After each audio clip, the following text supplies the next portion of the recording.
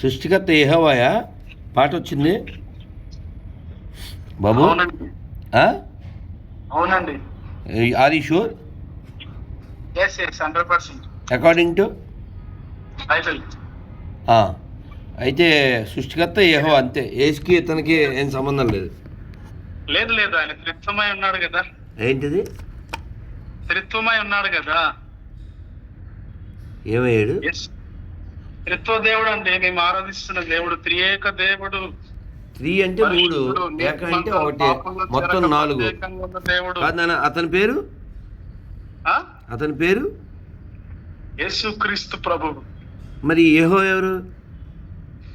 ఆయన కూడా దేవుడే. సరే, ఇప్పుడు ఇందులో పెద్దోళ్ళు ఎవరు? ఆ? ఇందులో పెద్దవాడు ఎవరు ఇద్దరిలో? దైవత్వంలో ముగ్గురు సమానమే.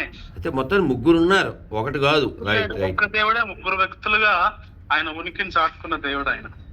3 అంటే అంటే ఇప్పుడు యేసుని పుట్టించింది ఎవరు? తండ్రి కుమార పరిశుద్ధ. అవునా? యేసుని ఎవరు పుట్టించారు? ఆ? యేసుని ఎవరు పుట్టించారు?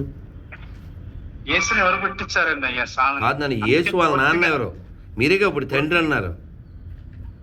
పూర్తిగా బైబిల్ చదవయ్యా స్వామి. కాదు నాన్న, ఇప్పుడు తండ్రి అన్నారు. తండ్రి ఎవరు? తండ్రి తండ్రి పరిశుద్ధాత్మ అన్నారు. ఆయన పాత నిబంధనలో యెహోవాగా పిలువబడ్డాడు. యెహోవా తండ్రి. కొడుకు ఎవరు?